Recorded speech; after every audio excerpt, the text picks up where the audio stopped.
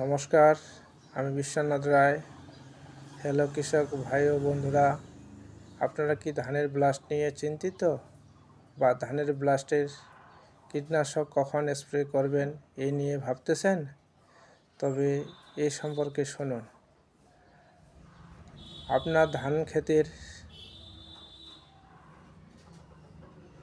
শীষ 4 ভাগের 1 ভাগের অর্ধেক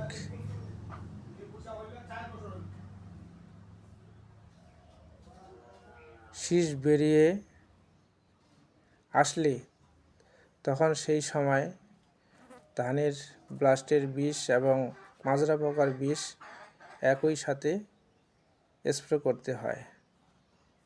এবং যদি আবহাওয়া ঠিক থাকে তাহলে ব্লাস্টের বিষ আর দিতে হবে না। কিন্তু যদি বৃষ্টি হয় বা আবহাওয়া খারাপ করে তাহলে আবার 5 দিন পর ব্লাস্টের বিষ ব্যবহার করতে হবে। তাহলে আপনার জমিতে আর ব্লাস্ট ধরার কোনো ভয় থাকবে না। সবাই ভালো থাকবেন, ভগবান ভরসা। নমস্কার।